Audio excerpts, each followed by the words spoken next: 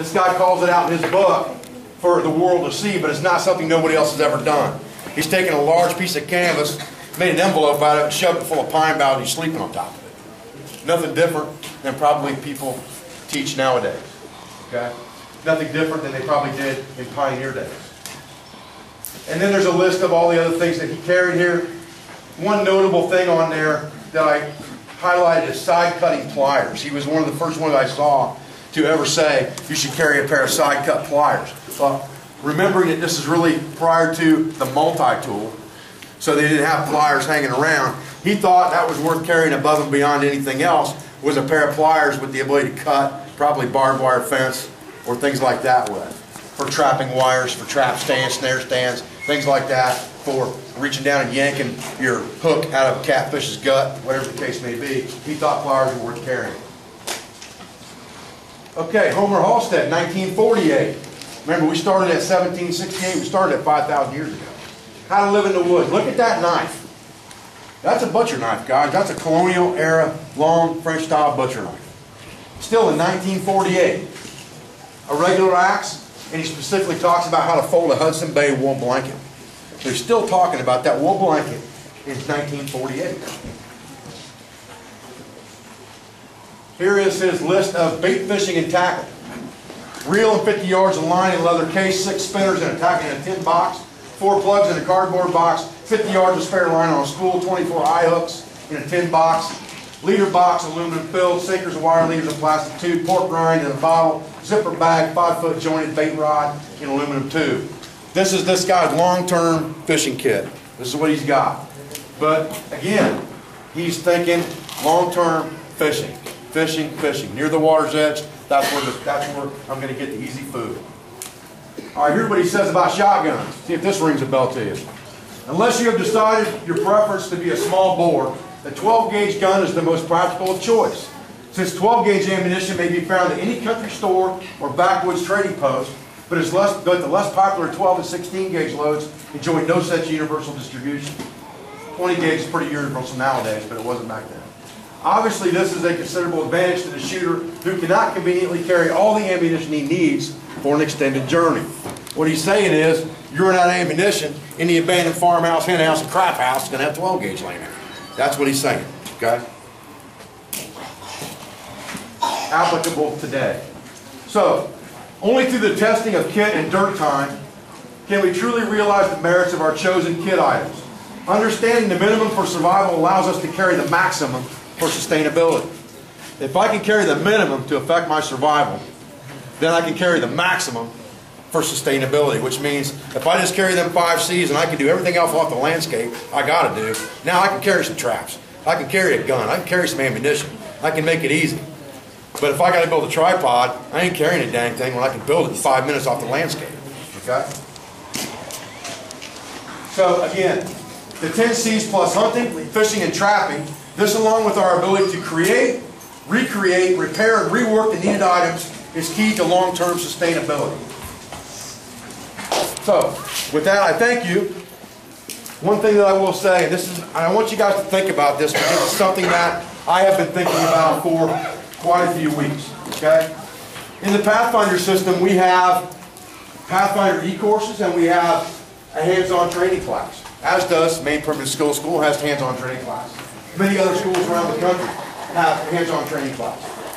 If you come to my basic class, I'm pretty convinced when you leave there, okay, if you got a ferro rod, you're going to be able to make fire. Because you're going to start 30 or 40 of them before you leave my camp.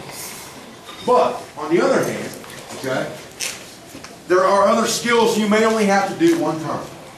If you come to an advanced class, you only have to start a bow drill fire one time. Did you get lucky? Was it just the right day of the week for you? Was there just enough not humidity in the air for you that day? You got a dry piece of wood and got lucky? Sustainability means dirt time. Sustainability means I can do it with my eyes shut. Sustainability means I can teach anybody to do this because I know it that well. And it's very important to us as instructors and for you as parents teaching your young children these things to understand that when you teach them something, you have to know it like the back of your hand. There's a lot of people in this room right now who probably would say, I'd start a fire. But I can guarantee you, if I said you got 5 minutes to have a sustainable fire right here in this yard, half of you would fail. How many people have a ferro rod in their pocket right now or on their person? Half the room don't even have a way to make fire. Right? So that's my point. My point is that this stuff has to be eat, breathe, sleep, live. If you want to be sustainable and you want to truly understand these skills, you want to truly understand how to live with nature or live in nature, you have got to practice sustainability through sustained dirt time. That's what it's all about. Guys like Jason over here from Lesser River Bushcraft, we've had this conversation in the last couple days. It's all about putting yourself, the shirt is perfect. What's your shirt say? Shut up and get it dirty, right? That's perfect. I love that shirt. Shut up and get dirty. Don't tell me what you think. I don't want to hear it. I want to see it. Show me. Okay, I don't want you to tell me you can start a bow drill fire. Show me you can start a bow drill fire. Then I know if you can show me you can do it, you can show anybody you can do it. And that's the standard that I hold my instructors to. And that's the standard everyone should hold their instructors to.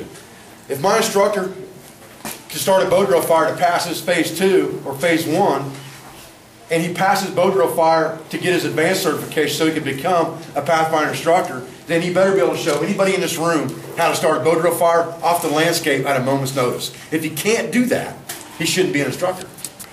So that's the mentality that you have to have when you're learning skills. It's not as easy as I did it once, I know it. It's got to be what I call repeatable. Repeatable and reproducible is what it's all about. Everything in survival, and hear me when I say this because you're going to say, shut up with that factory crap. Everything in survival is a process. It involves a certain input to obtain a certain output. Junk in equals junk out. It's no different, okay? If you've got input variables that screw up the process, and you don't know what those variables are, and you can't eliminate them, you cannot get quality out of your process. It's no different with bushcraft. It's no different with survival. It's no different with anything that you do. And survival is not rocket science. It's simple, common man, common sense, understanding how to eliminate the variables that will keep you from being successful. And you can only figure that out with dirt time. Nobody can tell you. You can watch a million YouTube videos and not learn how to start a bow drill fire sustainably anytime you feel like doing it. You've got to go out and do it with different material at different times of the year, in different landscapes, and understand, hey, this isn't working right because my notch is too small, it's clogging up, I'm not getting oxygen to my ember. I need to open the bottom of this thing up, widen it out, I get oxygen to this ember because I'm creating a thick dust instead of a fine dust. It's going to require more dust, more oxygen underneath because it's packing into my notch. And until I get that straightened out, I'm not going to get fired. If you don't figure that out until you've already spent 45 minutes trying to start a bow drill fire, you're never going to get it because you're out of energy. And if you had to walk 2 miles to get to that point to your next camp, and now you got to start a bow drill fire, and you're dehydrated on top of everything else, that compounds the problem. So everything has to be second nature. That's what I'm saying. Welcome to the Pathfinder Gathering. I hope you guys enjoy yourselves. If you have any questions, my instructors are available anytime you need them for the most part. Security tent is right here. If you have any problems, go to them. You lock your keys in your car, you can't find